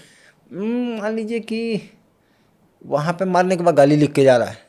अच्छा, लोग करते हैं ऐसा? बिल्कुल करते हैं। उसने या कुछ थूक के जा रहा है या मार दिया, मारने के बाद उसको चले जाना चाहिए। वो सेंटर टेबल को भी उसने लात मार दिया, चीज़ें तोड़ फोड़ दी, उसके बाद गया। तो बहुत सारी चीज़ें होती हैं जो हमें उस अपराधी के बारे में टेंटेटिव इन्फॉर्मेशन देती हैं, जिससे हम ये समझ पाते हैं कि ये अपराधी और इस अपराध की वजह ऐसी रही होगी। तो क्या होता है कि उस एन नंबर ऑफ पर्सन्स में हमें कुछ खास तरह के लोगों की तलाश होने लगती है। तो वो एरिया ऑफ इन्वेस्टिगेशन को नैरो करता है, जिससे आसान होता है इन्वेस्टिगेटर के लिए किसी भी आदमी को पकड़ना, क्योंकि हर चीज़ की वजह होती है। एक गोली मारना, 5 गोली मारना और 50 गोली मारना, ये 3 अलग अलग तरह के मर्डर के व्यक्तित्व को बताता है। एक बार चाकू मार देना, 2 बार चाकू मारना और 20 बार चाकू मारना। 1 और 20 का तो मैं समझता हूँ। जी। 1 इज़ मर्डर, 20 इज़ रेज। 1 और 2 में क्या अंतर है? इसका मतलब कि विक्टिम ने फाइट करने की कोशिश की है, अच्छा। ही वॉज नॉट सरेंडर्ड, उसने रेजिस्ट करने की कोशिश शायद की है। और उससे क्रिमिनल की प्रोफाइल पे क्या असर पड़ता है?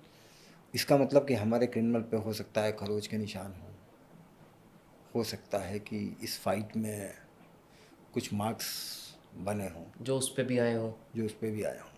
ये भी हो सकता है कि क्रिमिनल इतना ओवर पावरिंग ना हो। ना हो। दूसरा कि नेल्स, विक्टिम के नेल्स को फिर देखने की कोशिश करते हैं कि जब भी कोई किसी पे झपट्टा मारता है तो टिश्यूज़ इसके अंदर होते हैं, तो उसको लेके डीएनए निकालने की कोशिश होती है। बट हमारे यहाँ पे डीएनए एनालिसिस इतना इफेक्टिव है, मतलब यस, यस, यस। हमारे पास सबके डीएनए तो नहीं है। नहीं है, लेकिन बहुत कुछ पता चल जाता है। जैसे क्या पता लगता है? ये पता चल जाएगा कि अपराधी दिल्ली का है कि हरियाणा का है। सिर्फ डीएनए देख के? जी। क्या बात कर रहे हैं आप? देखिए वाटर इनटेक और हमारे यहाँ वाटर में अलग टाइप का, पीएच है या टीडीएस है? हाँ, हरियाणा में अलग है। तो वो एक उसकी प्रोफाइलिंग के खास हिस्से को इफेक्ट डालता है। हम्म। तो ये व्यक्ति उस कम्युनिटी का है जिस कम्युनिटी के डीएनए सोसाइटी में है या उसके बाहर का है। एक एग्जांपल अगर दूं तो वो XYZ रिलीजन है क्या है या XYZ कम्युनिटी का है, वो भी देखिए, पता लग जाता है? नहीं, कम्युनिटी पता करना नहीं मुश्किल है। ज्योग्राफिकली आप डिफ्रेंशिएट कर सकते हो। कि दिल्ली से है, जी। और दिल्ली के किस एरिया से है वो भी? इतना तो नहीं, लेकिन हाँ दिल्ली से है। अच्छा। हाँ, स्लम वगैरह से है हाँ। या अर्बन से है, ये आप इंडिकेटिव आप वो कर सकते हो। वो कैसे डिफरेंशिएट होता है? डीएनए की प्रोफाइलिंग की अलग अलग तकनीक है, हम्म। अलग अलग मैकेनिज्म है। अब जो टिथ है, दांत है, उस दांत से डीएनए के प्रोफाइल को लिया गया। अब वो डीएनए जो है रोज़ पानी और आर्सेनिक और बहुत सारी चीज़ों से इफेक्ट हो रहा है, क्योंकि आप लाइफ को ज़िंदा रखने के लिए आप खाना भी है, पीना भी है, तो वो उसमें इफ़ेक्ट उसका रहता है।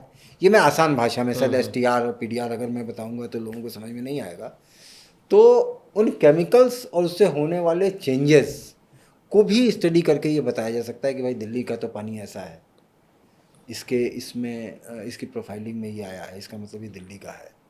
इस तरह की प्रोफाइलिंग हरियाणा में मिलती है, इस तरह की प्रोफाइलिंग बंगाल में मिलती है, इस तरह की प्रोफाइलिंग महाराष्ट्र में मिलती है। तो यू कैन एज्यूम दैट। तो डीएनए भी अब बहुत उन्नति कर चुका है, और हिंदुस्तान में ऐसा नहीं है कि साइंस वीक है।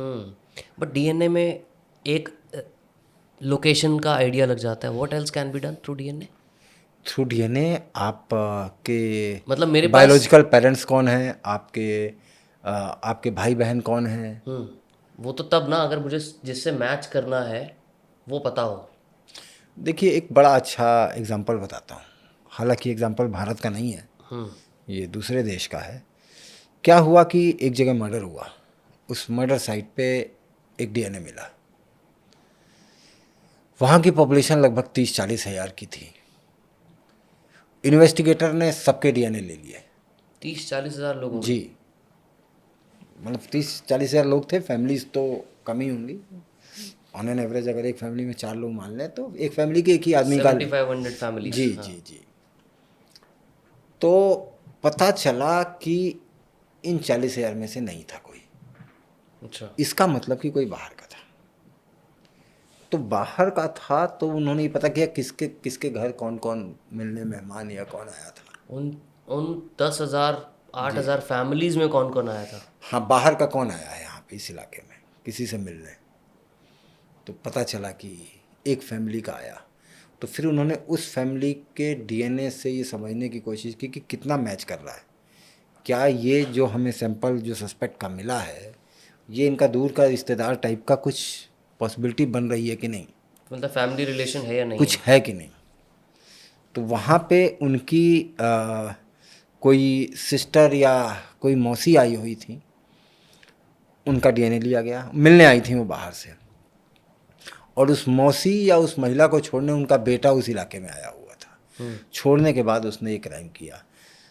तो उसकी माताजी जो मिलने आई थी, लोगों ने बताया कि इनके घर एक महिला आई थी। अब महिला का डीएनए लिया गया, महिला के डीएनए से इसका डीएनए मैच हो गया, मैच हो गया, क्योंकि बायोलॉजिकल चाइल्ड है। तो देखिए, सिर्फ एक तथ्य ब्लैक एंड वाइट में तथ्य नहीं होता है, इन्वेस्टिगेटर का दिमाग भी अप्लाई होना चाहिए। करेक्ट। कितना क्यूरियस है वो, जी, और कितनी कितना अंडरस्टैंडिंग है। हाँ, और कितनी उसके अंदर ये जानने की भूख है, सच जानने की भूख है। बहुत अच्छे ऐसे ऐसे इन्वेस्टिगेटर्स हुए हैं जिन्होंने 5-5 साल 7-7 साल बाद केस को सॉल्व किया है, क्योंकि उनको वो अंदर से तोड़ता था यार क्रिमिनल मेरे हाथ से बच के भाग गया, लेकिन उन्होंने पीछा नहीं छोड़ा। आपको कोई ऐसा केस, जैसे ये बताया, ऐसा कोई केस याद है बहुत सारे केस देखिए जो आप। आप बहुत फैसिनेट हो जिससे? नहीं, डायरेक्टली तो मैंने ऐसा हैंडल नहीं किया। हाँ, डायरेक्टली ना किया हो, लेकिन आपको लगता है यार ये जिसने भी किया ये हैंडल, मतलब मैं उसका फ़ैन हूँ। देखिए, वाराणसी में एक ऑफिसर पोस्टेड थे जिनको कि उस वक्त पुरस्कार भी दिया गया। एक विदेश की महिला आई हुई थी जिनका वहाँ पे उनके साथ असॉल्ट और एक अपराध हुआ था, और उसके बाद वो चली गई। उस ऑफिसर ने ये कहा कि मेरे देश में कोई आया था, उसके साथ ये क्राइम इस तरीके का हुआ है, मैं छोड़ूंगा नहीं। और उसने उस क्रिमिनल को पकड़ा, उसको सज़ा दिलाई।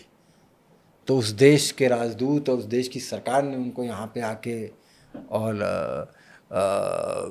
उनको पुरस्कार दिया कि ऐसे भी ऑफिसर हैं। यहाँ तो आज की पुलिस में आप रोज़ थाने के चक्कर लगाइए तो सुनती नहीं है। अब एक आदमी जिसके साथ अपराध हुआ वो चला गया, कोई उसको पूछने वाला नहीं है, उसको उसके ऊपर प्रेशर डालने वाला नहीं है। लेकिन उस ऑफिसर ने उसको सॉल्व किया और उसको यहाँ की सरकार ने भी और वहाँ की सरकार ने भी उनको पुरस्कार दिया। तो ऐसे भी ऑफिसर्स हैं। जब हम किसी फोरेंसिक्स की बात करते हैं ना, तो शेरलॉक होम्स, ऐसे डिटेक्टिव्स, इस टाइप की एक इमेज सबके माइंड में आती है। और ख़ासकर नेटफ्लिक्स, मीडिया और टीवी के ज़माने में तो ये और ज़्यादा फैंसी लगता है जब हम देखते हैं ना किसी फोरेंसिक एक्सपर्ट को काम करते हुए कि यार अलग अलग हाई-फाई गैजेट्स लेके वो बैठे हुए हैं और कुछ कुछ कर रहे हैं। टीवी की रियलिटी के forensics versus real life forensics में कितना डिफरेंस है? देखिए, ज़मीन आसमान का फ़र्क है। अब एक सुशांत की सुसाइड का आपको याद होगा कि मीडिया ने पूरा उसको बहुत अच्छे से रिपोर्ट किया। कई टीवी चैनल्स ने ये रिपोर्ट दिखाई कि सुशांत का पैर चूँकि बेड से टच कर रहा था, तो इसका मतलब ये हुआ कि सुशांत ने आत्महत्या नहीं की, क्योंकि पैर उस पर टच नहीं करना चाहिए। जब तक वो झूलते नहीं तब तक वो नॉर्मल सुसाइड नहीं होता है। देखिए, लॉजिकली ये बात सही हो सकती है, लेकिन फॉरेंसिकली ये बात गलत है। जेलों में नाड़े से खिड़की में लगा के घुटने के बल पे फांसी लगाई जाती है। अच्छा जी, बंदा घुटने के बल बैठा है तब भी फांसी ले रहा है? जी। तो ये कोई ज़रूरी नहीं है कि पैर टच करेगा तो फांसी नहीं लगेगी, आप नहीं मरोगे। बच्चों के झूले से लगा के फांसी लगाई जाती है, दरवाजे की कुंडी से लगा के फांसी लगाई जाती है, घुटने के बल भी फांसी लगती है। तो देखिए, गलती उनकी नहीं है, चूँकि उन्होंने इस चीज़ को नहीं पढ़ा, तो वो नॉर्मल लॉजिक को अप्लाई करते हैं फॉरेंसिक पे, जबकि फॉरेंसिक एक साइंस है। तो यहाँ पे पूरा अलग है। और कई बार तो तथ्यात्मक तौर पे पूरब और पश्चिम का असर है। इसको हम लोग अपनी भाषा में बोलते हैं CSI इफेक्ट। ये देखो जी। मैं उसी पे आने वाला था, CSI इफेक्ट पे। तो CSI इफेक्ट, ये शर्लक होम और ये जो सीरियल्स हैं और ये जो मूवीज़ हैं, इनके ज़रिए जो इन्फॉर्मेशन एक्वायर की जाती है और उसके बाद अपनी समझ को फॉरेंसिक के लिए विकसित किया जाता है, इसी को CSI इफेक्ट कहते हैं। अब या तो आप, भाई मैं भी जब पैदा हुआ तब तो मुझे फॉरेंसिक नहीं आती थी ना, ये मैंने एक्वायर किया, लेकिन मैंने ये लेजिटिमेट तरीके से एक डिग्री में एडमिशन लेके टेक्स्ट बुक्स से, टीचर्स के ज़रिए मैंने इसको समझा। अब दूसरा अवेलेबल साधन क्या है? फिल्म्स हैं, सीरियल्स हैं, क्रिमिनल शोज़ हैं, तो वहाँ से एक्वायर हो रहा है। यही CSI इफेक्ट है। जब लोग यहाँ इसको पढ़ते हैं उनको लगता है कि मैं भी डिटेक्टिव या इंटेलिजेंस ऑफिसर बन गया हूँ। बिल्कुल, और वो उसको अप्लाई करते हैं, तो इसी को CSI इफेक्ट कहते हैं। और CSI इफेक्ट के चलते ही ये बाई प्रोडक्ट हैं सारी सीरियल्स, बाई प्रोडक्ट हैं कॉलमिस्ट या जर्नलिस्ट, जो कि ये डिसाइड करते हैं और वर्डिक्ट देते हैं कि देखो जी, ये हुआ है इसका मतलब ये है, ये हुआ है इसका मतलब ये है। हाउ कैन यू से विदाउट अ फॉरेंसिक एविडेंस? हाँ भाई, आप ये कैसे कह सकते हो? आप तो CSI इफेक्ट से आप इन्फेक्टेड हो। आपका क्योंकि वो नॉलेज आपने टीवी सीरियल उनसे एक्वायर करके और जनरल लॉजिक को अप्लाई किया है। तो दिस कॉल्ड CSI इफेक्ट। तो half of the country is infected with the CSI effect. Research करके आया हूँ सर। मुझे ये बताओ कि एक फॉरेंसिक लैब अगर कोई इमेजिन करे, मैं ऐसे आम इंसान देखूंगा, फॉरेंसिक लैब होती है एक, क्या होता है फॉरेंसिक लैब में? देखिए, फॉरेंसिक लैब में जो नंगी आँखों से नहीं दिखता है उसको देखने के लिए मशीनें होती हैं। आम भाषा में अगर बताऊं तो माइक्रोस्कोप्स होते हैं, हाई पावर सर्वर्स होते हैं, एक्सट्रैक्शन मशीनें होती हैं, कंप्यूटर के अंदर की चीज़ों को समझने वाली मशीनें होती हैं, ऑडियो को एनालाइज करने के लिए वर्क स्टेशंस होते हैं। तो मतलब मुद्दे की बात यह है कि जो आंखें नहीं देख सकती उसको दिखाने के लिए मशीनें होती हैं, जो अंदर घुस के हमें उसकी ऑटोप्सी एक तरह से रिपोर्ट हमें जनरेट करके दे पाए, हमें देखने के लिए फैसिलिटेट करें। और क्या खर्चा आता है एक फोरेंसिक लैब को सेटअप करने में? देखिए, और प्रोसेस भी समझाना क्या रहता है। जी देखिए, एक फॉरेंसिक लेबोरेटरी अगर आप ढंग की खोलना चाहते हैं तो कम से कम 7 से 8 करोड़ रुपए का खर्च है। 7 to 8 करोड़ से? जी। ये आप लैंड और स्पेस मिला के बोल रहे हैं? हाँ हाँ, सब कुछ एक लमसम कॉस्ट नहीं, लैंड स्पेस आपको अलग रखना होगा। ये मैं सिर्फ टेक्नोलॉजी और इंफ्रास्ट्रक्चर की कॉस्ट बता रहा हूँ। हाँ। क्योंकि बहुत ही एक्सपेंसिव टेक्नोलॉजी है, यूरोपियन कंट्रीज़ बनाती हैं इसको, तो ये सारा कुछ एक्वायर करने के लिए ये लमसम मुझे लगता है कि इतने पैसे की ज़रूरत होगी अगर आप एक अच्छी लेबोरेटरी बनाना चाहें। हाँ, अगर आप 1-2 डोमेन से भी शुरू करना चाहते हैं तो आप कम पैसे से भी शुरू कर सकते हैं। और कौन से डोमेन है ये? मान लीजिए आपने सिर्फ क्वेश्चन डॉक्यूमेंट का डोमेन चुना है, आपने डिजिटल का डोमेन मान लीजिए नहीं चुना है, डीएनए का डोमेन आप मत करिए, तो आप 1 डोमेन या 2 डोमेन को लेकर आप इस खर्चे को कम कर सकते हो। तो कितना कम खर्च होगा? 3-4 करोड़? हाँ, फिर भी 2-3 करोड़ से कम तो लेबोरेटरी नहीं खुल पाएगी। अच्छा जी। एंड देन स्पेस, उसके बाद सर्टिफिकेशंस होते हैं, जैसे भारत में आपको लेबोरेटरीज़ खोलने के लिए NABL की ज़रूरत पड़ती है। ये आप जो सर्टिफिकेट बोल रहे हो क्या ये सेम सर्टिफिकेट है जो एक डायग्नोस्टिक लैब को मिलता है या अलग है? नहीं, ये बॉडी वही है लेकिन ये सर्टिफिकेट अलग है। और वो सिर्फ फोरेंसिक लैब को ही मिलता है? हाँ, उसकी कैटेगरी है। अगर आप फॉरेंसिक कैटेगरी में हो तो आप फॉरेंसिक कैटेगरी में लेंगे, आप डायग्नोस्टिक कैटेगरी में हो तो डायग्नोस्टिक कैटेगरी में लोगे। ओके।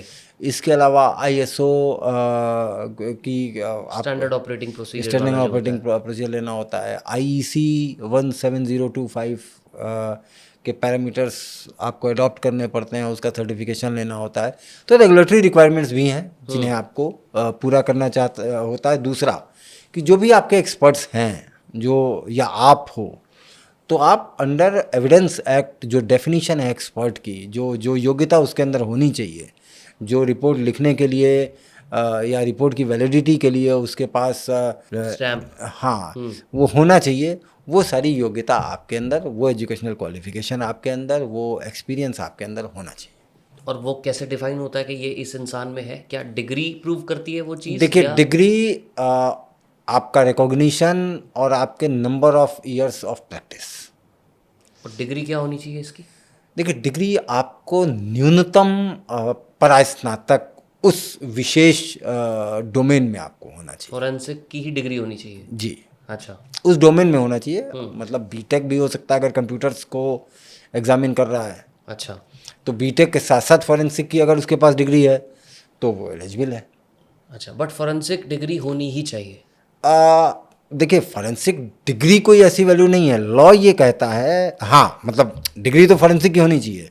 लॉ ये कहता है कि आपके पास उस विषय को समझने के लिए एक्सपर्ट कैटेगरी में फॉल करने के लिए जो ABCDE ये योग्यताएं होनी चाहिए, जिसमें एक डिग्री भी योग्यता है। आपको क्वालिफाई करना होगा। अगर आप लॉ की नज़र में, कानून की नज़र में उन योग्यताओं को क्वालिफाई नहीं करते हैं तो आपकी रिपोर्ट अदालत में मान्य नहीं होगी। तो रेगुलेटरी ज़रूरतें जो भी हैं वो भी आपको पूरी करनी पड़ेंगी। लेकिन ये इमर्जिंग फील्ड है और नौजवानों को ज़रूर इसमें आना चाहिए, इसको पढ़ना चाहिए। जैसे एक चार्टर्ड अकाउंटेंट होता है, वो एक एग्ज़ाम देता है और फिर CA बनता है, और फिर अगर वो किसी रिपोर्ट को या किसी बैलेंस शीट को ऑडिट कर रहे हैं तो उनकी स्टैंप जाती है। जी। सेम केस में एक फोरेंसिक एक्सपर्ट अगर एक रिपोर्ट प्रूव कर रहा है तो उसकी स्टैंप जाएगी। बिल्कुल जाएगी, ताकि उसका जो बोला है वो सच माना जाए। बिल्कुल। और उसको अदालत में टेस्टिफाई भी करना होगा। बट बात यह आती है कि CA का तो एक एग्ज़ाम होता है, क्या फोरेंसिक्स का भी एक एग्ज़ाम होता है जो आपको सर्टिफिकेशन देता है? जी देखिए, जब आप NABL के लिए जाते हो, हाँ। जब आप या किसी भी बॉडी के पास सर्टिफाई होने के लिए जाते हो, जो गवर्नमेंट बॉडी होती है, तो उसके अपने रूल्स होते हैं। उसमें डिग्रियां भी हैं, उसमें आपकी योग्यता भी है, उसमें आपको टेस्ट के प्रोसीजर भी हैं। आपको पता है लेबोरेटरी में जब सर्टिफिकेशन मिलता है तो 3-3 4-4 बार ये एक्रेडिटेशन वाले लोग आके आपको टेस्ट कैसे आप करते हो, क्या प्रोटोकॉल्स हैं, डॉक्यूमेंट तो आपने दे दिया, आपको फिजिकली करके दिखाना होता है, अच्छा, उनके सामने। उनके सामने करके दिखाना होता है। यहाँ तक डिसाइड होता है कि सैंपल आप इस जगह नहीं लोगे, आप यहाँ इस जगह पे लोगे ऑफिस में। आप फाइलें यहाँ नहीं रखोगे, यहाँ रखोगे, क्योंकि ये क्राइम और लॉ से जुड़ा हुआ मुद्दा है। ये डोर हमेशा के लिए बंद रहेगा, ये डोर खुला रहेगा, मतलब दे मे इंस्ट्रक्ट यू। बट ये तो लैब लेवल पे हो गया, हाँ है ना? या जो लैब ऑन करता है, ऑपरेट करता है, उसके लेवल पे हो गया। जी आपके तो एम्प्लॉयज़ भी काम करते हैं। बिल्कुल। क्या हर एम्प्लॉय का अलग सर्टिफिकेट होता है? नहीं, अगर वो एक तो लेबोरेटरी का हो गया जिसकी जिम्मेदारी हो गई, जिसकी जिम्मेदारी आपकी हो गई जी संभालने की। हाँ। जी, कि ये लैब हो गई। अब मेरे पास ये नियम है जो हमें कानून ने दिए हैं कि भाई आपका एक्सपर्ट न्यूनतम इस डिग्री का होना चाहिए, इतने वर्ष का उसको उस पर्टिकुलर फील्ड में प्रैक्टिस का अनुभव होना चाहिए, ठीक है। Generally PhD, PhD। Generally normal scenario में PhD आप हैं तो आप रिपोर्ट पे साइन करने के लिए, PhD इन फॉरेंसिक साइंस, तो आप साइन करो, ठीक है। अगर आप PhD नहीं हो, सिर्फ PG हो, इसलिए मैं बार बार न्यूनतम डिग्री की बात कर रहा हूँ। आप अगर PG हैं और आपका 3-4-5 सालों का किसी NABL एक्रीडेटेड या किसी भी रिकॉग्नाइज्ड लेबोरेटरी में अगर आपने काम किया है तो कानून ये मानता है कि चूंकि उस लेबोरेटरी को के पास ये सारी सुविधाएं थी और रिकॉग्निशन था, तो वहाँ पे इसने अपनी एक्सपर्टाइज को, अपनी एकेडमिक्स को प्रैक्टिकल एप्लीकेबिलिटी में ले लिया है और हम इसको मान्यता देते हैं। ओके। लेकिन उसको कोर्ट में प्रूव भी करना होगा जो उसने रिपोर्ट दी है वो क्यों है वो वैलिड। क्यों है वैलिड। तो हर केस के साथ उसको एसोसिएट होना पड़ेगा पर्सनली जा जाके। जी, आपको टेस्टिफाई करना पड़ेगा। अगर आपने रिपोर्ट दी है तो अदालत आपको बुलाएगी, अदालत उससे आपका आधार पूछेगी, आपके सारे क्रेडेंशियल देखेगी, उसके बाद तय होगा कि आप सच बोल रहे हो कि नहीं। मतलब सिर्फ आपने प्रिंट करके एक स्टॉक और वो स्टैंप लगा दी, उसके बेसिस पे नहीं होगा प्रूफ। क्योंकि वहाँ पे तो CA की, चार्टर अकाउंटेंट की भी तो रिपोर्ट क्वेश्चन हो रही है। हाँ, करेक्ट। तो अदालत में तो जब तक आप प्रूव नहीं करोगे तब तक कोई भी चीज़ मान्य ऐसे नहीं तो कोई फोरेंसिक को भी इन्फ्लुएंस कर दे, है। करना चाहे तो। बिल्कुल करते हैं। हाँ। भाई पोस्टमार्टम रिपोर्ट पे भी तो बहस होती है वहाँ। हाँ। तो जो डॉक्टर पोस्टमार्टम करता है उसको आना पड़ता है टेस्टिफाई करने, वो अदालत में खड़ा होता है और टेस्टिफाई करता है। बट ये हार्ड नहीं बनाता जॉब हमारी, कि क्योंकि हमें एक तो काम भी करना है, रिपोर्ट और एनालिसिस ये सब करना है, एविडेंस को प्रूव करना है कितना है सही कितना नहीं है, और ऊपर से हमें ये सब भी करना है। देखिए ये ज़रूरी है, इस पे एक अनुशासन और अंकुश भी रहता है, जिससे एक्सपर्ट भी अनुशासित रहता है, वो सही रास्ते पे रहता है, गलत काम नहीं करता। गलत काम नहीं करता है। तो मुझे ऐसा लगता है कि जो भी कानून ने व्यवस्था बनाई है या निर्णय किए हैं वो एकदम सही किए हैं, और ये हमें अनुशासन में रहने के लिए मजबूर करते हैं, क्योंकि आपके एक रिपोर्ट पे एक आदमी का फैसला होने जा रहा है। सही बात है। हो सकता है कि आपकी रिपोर्ट पे उसको फांसी लग जाए, कैसे आप पे हम भरोसा करें। तो ये प्रोटोकॉल होने चाहिए ना कि आज के ज़माने में क्राइम ऑफलाइन से भी ज़्यादा ऑनलाइन हो गए हैं, कि आप किसी को भी व्हाट्सएप कर देते हैं, ऐसा ऑब्जर्व, बिकॉज आप स्पेस में, तो आपने ऐसे होते देखा है कि लोग बस किसी की भी कॉन्ट्रैक्ट किलिंग का व्हाट्सएप मैसेज छोड़ रहे हैं। क्या है ये, मुझे थोड़ा बताओ। देखिए, अब मर्डर जो है वो पहले होता था कि किसी माफिया के 100 लोग होते थे या 50 लोग होते थे, उनमें से एक को वो आदेश देता था कि जाओ उसका खून कर दो, और वो वहाँ से निकलता था और खून कर देता था। सबको पता होता था कि ये इस माफिया का आदमी है। अब एक क्लिक और एक मैसेज पे खून हो रहा है, किसी को नहीं पता कि ऑर्डर देने वाला आदमी कौन है। Dark web, deep web, encrypted apps, इतने माध्यम हैं जहाँ से को बैठ के कोई भी अपनी आइडेंटिटी को पूरी तरह से प्रोटेक्ट करके, और किसी को भी पैसे के बदले, और पैसे भी ऐसा नहीं अकाउंट में जा रहे हैं, बिटकॉइंस के ज़रिए भेज सकता है, कैश डिलीवरी करा सकता है हवाला के ज़रिए, और ऐसे मर्डर हो रहे हैं। किसने कराया किसी को भी नहीं पता। वो जो कॉन्ट्रैक्ट किलर है वो पकड़ा जाएगा, उसको भी नहीं पता क्या करवाया किसने। कि किसने करवाया। तो इस तकनीक के ज़माने में अब हालात, अगर हमारी पॉपुलेशन अवेयर नहीं हुई, ये पूरी तरह से सतर्क नहीं हुई, तो बहुत ही खतरनाक होते जा रहे हैं। ये तो अपने आप में ही एक सब्जेक्ट है बिल्कुल बात करने के पॉइंट ऑफ व्यू से। जितनी मैं आपसे अभी सुन रहा हूँ बातें, मेरे को लग रहा है 1-1.5 घंटा तो हम इसी पे बात कर सकते हैं। नहीं, वाकई बहुत खतरनाक दौर है, बहुत ही खतरनाक और दौर कितने कितने आपने केसेस देखे होंगे ऐसे, कितने लेवल पे लोग आके कॉन्ट्रैक्ट किलिंग कर रहे हैं। है। देखिए, डिपेंड करता है कि किस एरिए का ये काम है। अब गरीबी है, 20,000 रुपये में खून हो रहा है, 20-20 हज़ार रुपये लेके लोग हो मार रहा रहे है। हैं। हाँ, जिसके लिए अब किसी के लिए 20 करोड़ रुपए हाँ। मायने रखता है, तो किसी के लिए 20,000 रुपये भी तो मायने रखते हैं ना, उसके लिए बहुत है। हम्म और उसको दिया उसने। मतलब इंसान की जान की कीमत 20 हज़ार भी नहीं रह गई बिल्कुल अब। बिल्कुल। क्या बात है। लेकिन द गुड पार्ट इज कि किसी भी क्रिमिनल को ये नहीं सोचना चाहिए कि वो ताकतवर है। ताकतवर हमेशा जांच करता होता है, ताकतवर हमेशा स्टेट होता है, ताकतवर हमेशा संस्था होती है। आप कितने भी बड़े हो सकते हैं, आप एक स्टेट, एक संस्था और जांचकर्ताओं की सोच से बड़े नहीं हो सकते। तो पकड़े आप जाओगे। तो बेस्ट ये है कि अपराध न करें, ना करो। अपराध न करें। शांति से इस देश की तरक्की में आप अपना योगदान दें। आप आगे बढ़ें, अपने समाज को आगे बढ़ाएं, अपने परिवार को आगे बढ़ाएं और इस देश को आगे बढ़ाएं। क्या बात है sir. Thank you so much sir. Thank you. बहुत बहुत बहुत इंटरेस्टिंग स्टोरीज एंड इंसाइट्स बताई आपने about this world of forensic science.